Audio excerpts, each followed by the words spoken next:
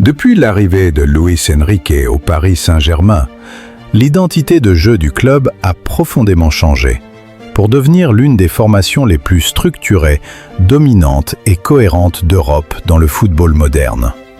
Là où, autrefois, le PSG était parfois décrit comme une équipe basée essentiellement sur les individualités de ses stars, aujourd'hui, il est devenu un collectif organisé, capable de dicter le tempo du jeu, de maîtriser le ballon et de générer des occasions dangereuses avec une régularité impressionnante grâce à des schémas tactiques précis et un comportement collectif très travaillé.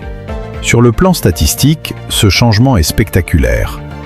Le PSG affiche une possession moyenne qui tourne autour de 69,3% des minutes jouées, un chiffre bien supérieur à la saison précédente où cette moyenne se situait autour de 62%, ce qui montre une nette progression vers un jeu de possession consciente et structuré. En termes de construction, l'équipe réalise désormais régulièrement plus de 740 passes par match avec un taux de précision supérieur à 91%.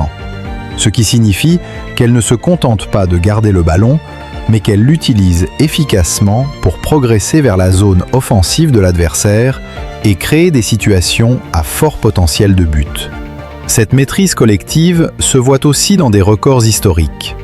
Dans un match de championnat où l'équipe a su imposer son style, le PSG a atteint 84,1% de possession sur une rencontre, établissant un record historique de possession en première division française, ainsi que le plus grand nombre de passes tentées dans un match officiel, dépassant 1008 passes, ce qui illustre l'ampleur de la domination territoriale.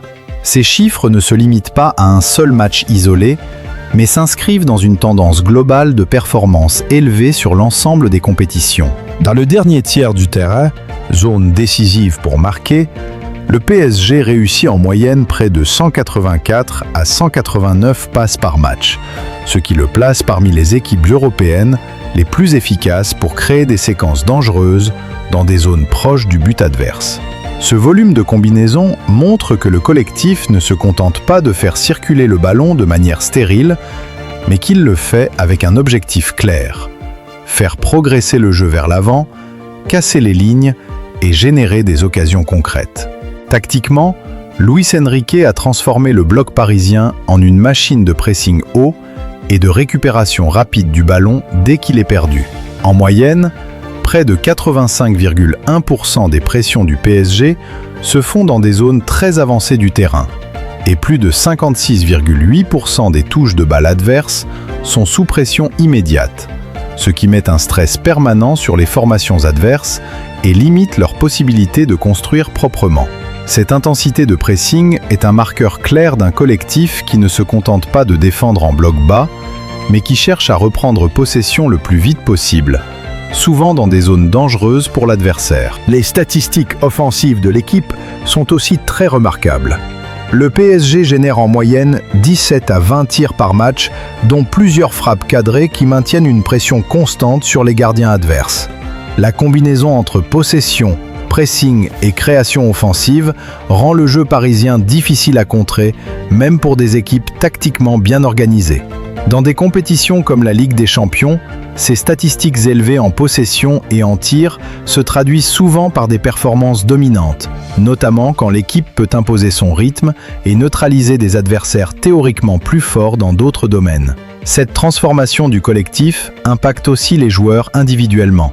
Des profils comme Vitinha sont passés d'un rôle de soutien discret à celui de véritable métronome du jeu, capable de dicter le tempo, d'orchestrer la circulation du ballon et de relier les lignes de manière très fluide. Ces statistiques de passe, de précision et de contribution dans la zone adverse en font un élément clé du dispositif tactique, car il permet au PSG de stabiliser le jeu même sous pression intense. De la même manière, des offensifs comme Ousmane Dembélé ont explosé statistiquement, enchaînant des périodes où ils ont inscrit de nombreux buts en très peu de matchs, illustrant comment une meilleure structure d'équipe facilite l'expression individuelle. Le PSG a aussi connu des résultats impressionnants sous cette stratégie, enchaînant des séries de matchs sans défaite qui ont permis au club de dominer largement le championnat national, en terminant souvent avec une avance confortable sur ses concurrents directs.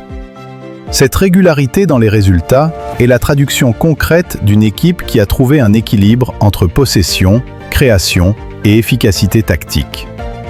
Comparé à son propre passé récent, ce PSG affiche des métriques différents sur presque tous les axes. Plus de passes réussies, plus de possession, plus de phases construites dans le dernier tiers et un pressing plus élevé, ce qui confirme l'idée que Luis Enrique n'a pas simplement changé un style de jeu, mais qu'il a remodelé une identité sportive complète basée sur un collectif soudé et une philosophie de jeu cohérente. Sur la scène européenne, le PSG n'est plus seulement une équipe capable d'exploser offensivement lors de certaines rencontres, mais un adversaire structuré qui peut rivaliser avec les meilleures formations du continent.